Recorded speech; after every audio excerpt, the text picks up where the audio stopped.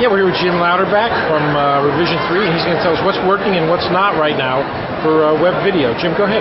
So here's what's working with web video, and understand we do 15 programs, some short form, some long form.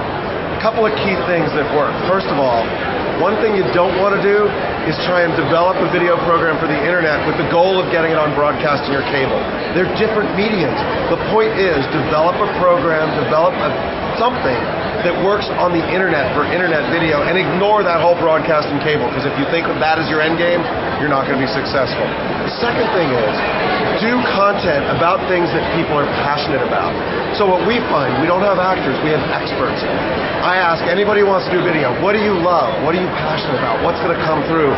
And then the third thing, find the host of your shows are people who know how, have a proven ability to build communities online.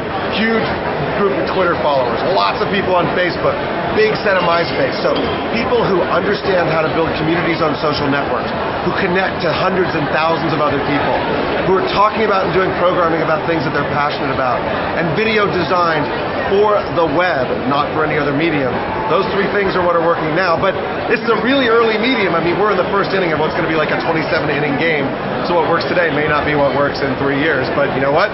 You just got to be creative and try stuff, and what doesn't work, you got to stop doing, and what does work, just do more of it. And then what about scripted versus unscripted? You guys like unscripted because it's more contemporary? Well, there are a couple of things about scripted versus unscripted. First of all, scripted we find right now is more compelling because the internet and internet video allows you to do things much less expensively, so you can reach more targeted audiences with non-scripted stuff about the things that people are passionate about and what they love.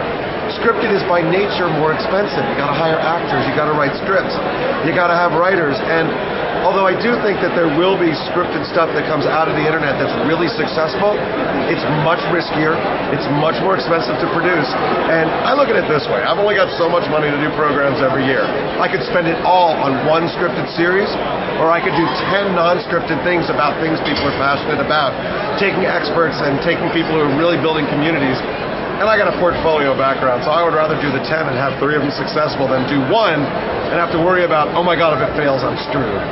And then last thing, what about advertisers? What are they looking for? What do advertisers want to advertise on video?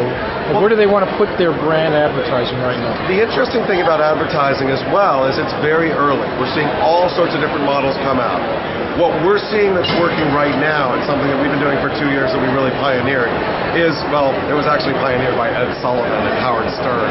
Product placement, post mention, endorsements, and what you do, because you're talking to an audience that's 30 and under. They're really savvy. They know what's going on. You make it really clear that, you know what, the show is free, give it to anybody, anywhere, anytime, any device, any service. But in order to do that, we got to have sponsors. You weave it in, you make it part of the program so that it's interesting. That's working now. I mean, amazing engagement. 100% unaided recall of a single sponsor, our viewers. 93%, 2 or more. 48% of our viewers have purchased a product or a service from one of our sponsors. I go out and talk to people all the time. They say, how many people watch the show on broadcast or cable? You know, your hands go up. Keep your hands up. How many people remember a single advertiser? They all go down.